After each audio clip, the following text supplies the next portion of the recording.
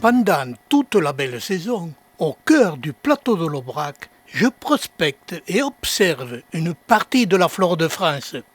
Ce sont ces observations sur site qui me confortent dans mon analyse et mes raisonnements sur certaines particularités liées aux végétaux. Sous les sous-bois, à la fin de l'hiver, les Scilla bifolia se développent. Ce sont des plantes à bulbes, donc à réserve de sucre, qui donnent, pour la grande majorité des sujets, une floraison d'un bleu intense. Mais sur quelques milliers de sujets aux fleurs bleues, il y a quelques pieds qui ont les fleurs blanches. Ils sont au milieu des fleurs bleues et peu nombreux. Un seul critère différencie ces plantes, fleurs bleues et fleurs blanches. Ce n'est pas une espèce différente et on peut simplement la qualifier de variété à fleurs blanches. Et cette particularité de plantes à fleurs bleues et à fleurs blanches, pour cette espèce, sur le plateau de l'Aubrac, c'est les fleurs bleues qui dominent. Avec l'espèce d'Echium vulgare, sur ce même plateau, ce sont les fleurs bleues qui dominent. Et là aussi, sur l'ensemble de cette espèce, j'ai observé des fleurs blanches. Ces pieds à fleurs blanches sont très rares, mais toujours en compagnie d'autres pieds à fleurs bleues. C'est une espèce aux racines tubéreuses. Elle prospère sur des zones rocailleuses semi-arides.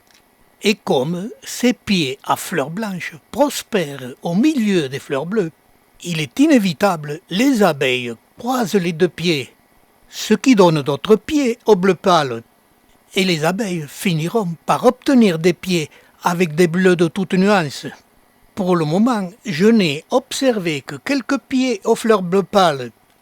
Je change d'espèce et je vous présente le Phytema picatum. Pour cette espèce tubéreuse, sur ce même plateau, l'ensemble des fleurs sont d'un bleu intense. Mais il y a aussi, en très petite quantité, des pieds aux fleurs blanches.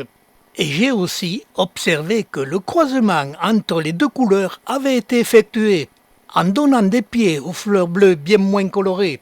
Toujours sur le même plateau, l'Eritorium dencani, qui fleurit très tôt en fin d'hiver, ce qui fait le bonheur des abeilles.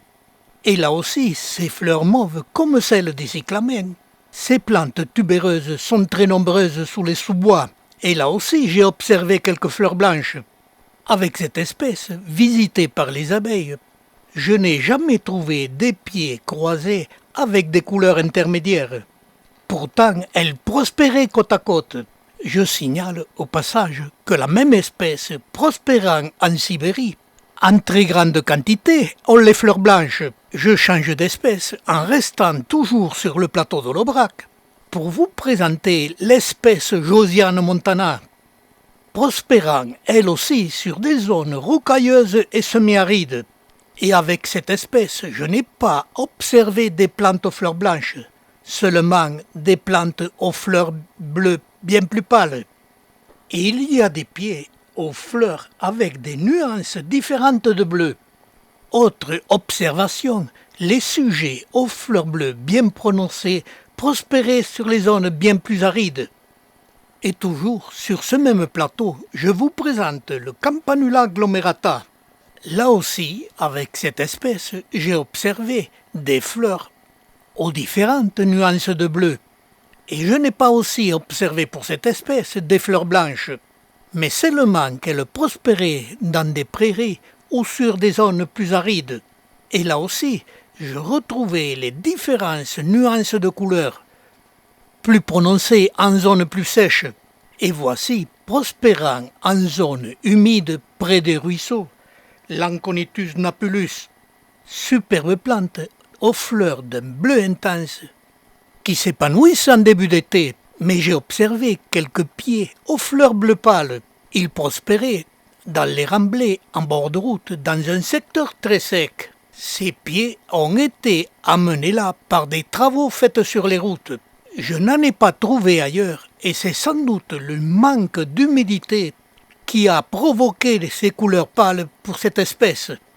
Conclusion, c'est toujours des facteurs du sol, du climat qui font évoluer les espèces.